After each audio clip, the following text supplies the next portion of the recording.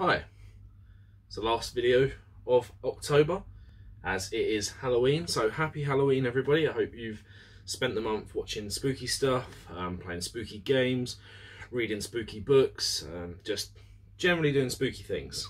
And today I'm going to be bringing you my top or #1 pick for a manga that you should definitely read this Halloween.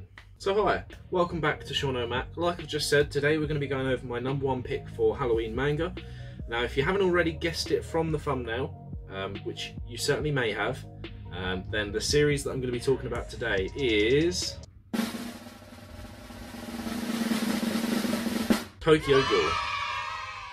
Now, you're probably watching this video and you probably already know what Tokyo Ghoul is, but if you don't, I'm going to go over why I think you should read it this Halloween. So Tokyo Ghoul centers on a young, sweet, shy, naive boy named Ken Kaneki. Ken Kaneki's a sensitive soul. He loves to read books and he loves to, spend time with his friend Hide in the local coffee shop to him, where they just enjoy hanging out. Now one day he sort of catches the attention of a girl that frequents the coffee shop as well. And his friend Hide is sort of pushing him to go and talk to her. He's obviously very shy and he doesn't really want to, although he does want to speak to the girl. And then they happen to sort of bump into each other.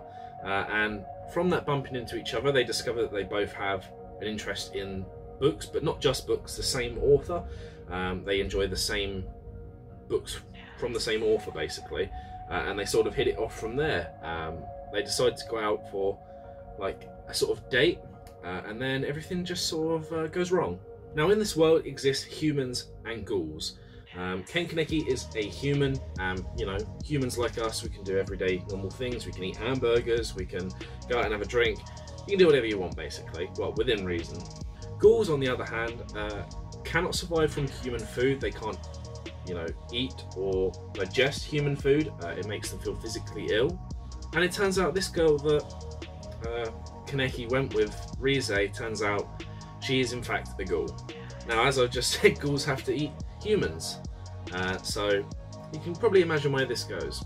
She attacks poor little shy Kaneki, bites straight into him, and is planning to just eat him alive. When he manages to escape into some sort of warehouse building, where she sort of smacks him flying against the wall, and something happens to her. Something happens to both of them.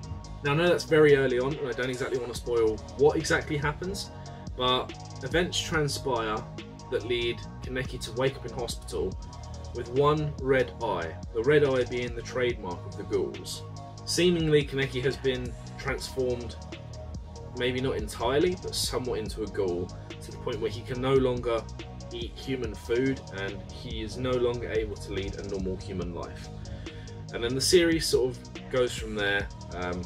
It follows Kaneki on his struggles with coming to terms that he is now basically no longer human, and also a deep dive into the world of ghouls and humans, the conflict between those two, and how they're trying to sort of live together in this world. I say together, it's not exactly a very happy coexistence.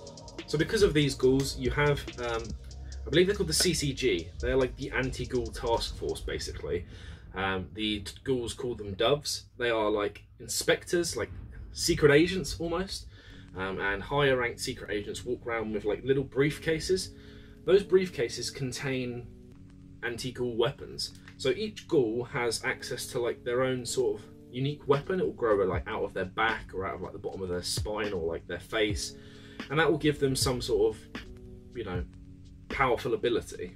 Now the doves, or the CCG, manufacture that part of the ghoul. They take it from the ghouls' dead bodies and manufacture it into their own weapons to fight the ghouls, because ghouls don't just have that sort of ability, they are stronger and faster than humans, so you would never win in a straight up fist fight.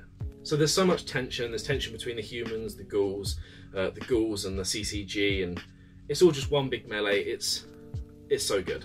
Now, when I initially watched Tokyo Ghoul, yes, I say watched because of the anime, I watched it years ago, but I never got on with it. I didn't really like it. I really enjoyed the concept and the setting and the idea of ghouls and humans living together, and just ghouls in general was a really cool idea.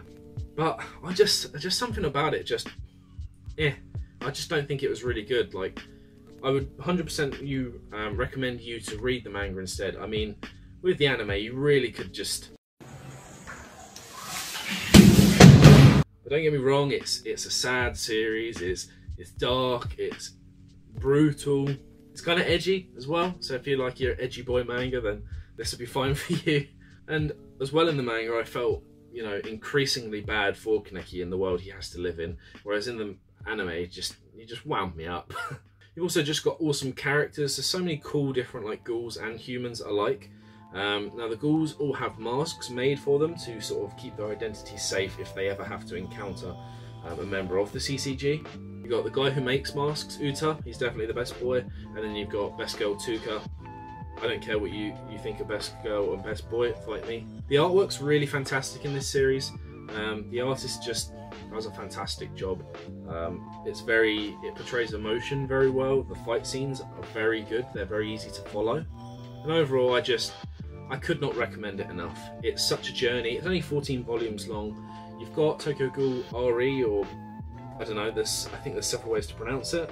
That is sort of the follow-up to Tokyo Ghoul. I hear mixed things about that again, but I'm going to try it eventually. There is now a box set out for Tokyo Ghoul RE, and speaking of box sets, you can actually get Tokyo Ghoul in this amazing looking box set. Like, the box set is so cool. It comes with like a poster, it's got all the volumes inside. I mean, the volume covers themselves look really nice as well. I'll show you a couple of my favourites. So definitely my favourite covers are from volume 10, which is really awesome looking cover. And also we've got volume 12, which I think is my favourite because it features Best Boy on the front. But yeah, I think that's about everything. So if you haven't read Tokyo Ghoul, if you haven't read Tokyo Ghoul, go and read it, it's fantastic. If you have read Tokyo Ghoul, I'm sure you probably agree with me that you also think it's very good as well. And that's it. I mean, that's the month of October done. This is you know, I've got all my spooky stuff that I wanted to do out the way. I'm quite happy with how this month went. I've managed to do a few videos that I was actually really happy with. And I look forward to seeing you in the next one. So tomorrow, hopefully tomorrow, or within the next couple of days, I'll also be uploading, like I mentioned in the last video, a 3-month manga haul, which is gonna be like a 3-month mega haul. Plus tomorrow is actually my birthday, so whatever I get for my birthday as well, I will include in the haul. But that's all from me. Thank you very much for watching. Please like and subscribe to the channel.